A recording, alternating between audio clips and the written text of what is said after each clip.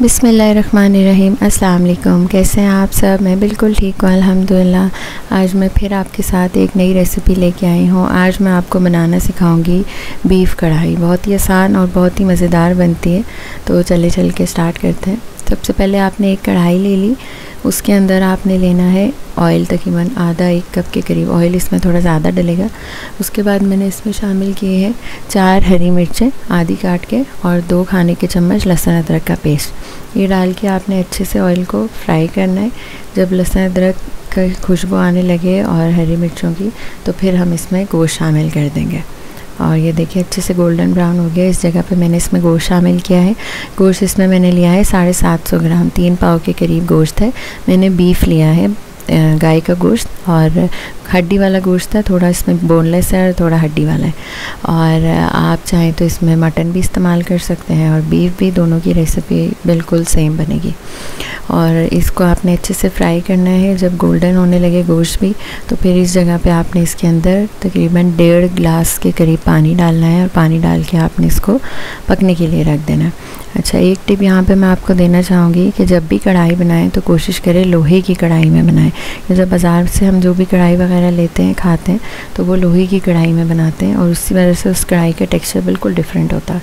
तो ये भी मेरे पास भी लोहे की कढ़ाई है, इसमें मैं कढ़ाई बनाती हूँ मोस्टली।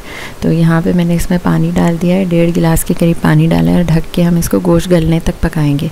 तकरीबन मैंने 1 से 1.5 घंटा इसको पकाया था, क्योंकि बीफ थोड़ा गलने में टाइम लेता है।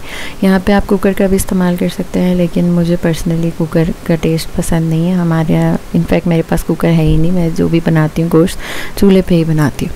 तो यहाँ पे हमने इसके अंदर शामिल की है 4 हरी मिर्चें और 8 मीडियम साइज़ के टमाटर मैंने लिए, उनको बीच में से आधा करके बस मैंने इसमें डाल दिया है। तकरीबन ये 3 पाव के करीब टमाटर है। इसके बाद मैंने इसमें डाला 1 खाने का चम्मच नमक, 1 चाय की चम्मच कुटी हुई लाल मिर्च और 1 चाय की चम्मच पिसी हुई लाल मिर्च। बस इसमें और कोई एक्स्ट्रा मसाले नहीं जाएंगे।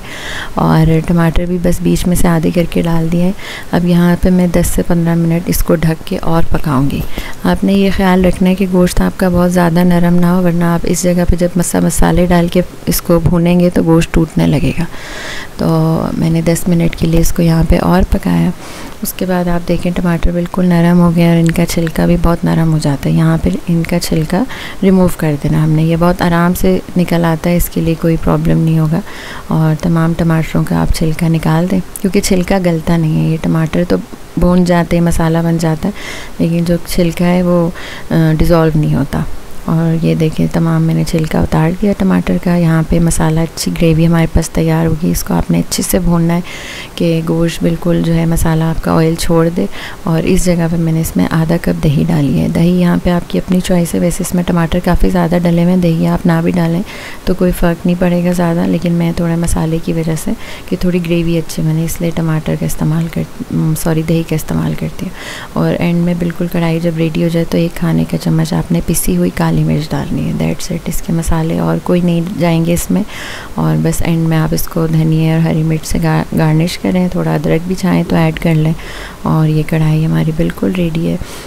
इनफैक्ट मैं इसको सर्व भी इसी कढ़ाई में हम लोग करते हैं। और फिर ये है कि आप ट्राई इसको ज़रूर कीजिएगा। आजकल मैं ज़्यादा ईद से रिलेटेड रेसिपीज़ डाल रही हूँ, ताकि ये है कि ईद करीब है तो आप लोग ये सब रेसिपीज़ एंजॉय करें। तो इंशाल्लाह और भी नई बहुत सारी रेसिपीज़ आने वाली हैं। तो मेरे चैनल को सब्सक्राइब करें और लाइक और शेयर ज़रूर करें और कमेंट भी ज़रूर किया करें मेरी वीडियो पे। इंशाल्लाह अगली वीडियो में मिलते हैं किसी नई रेसिपी के साथ। तब तक के लिए अल्लाह हाफ़िज़।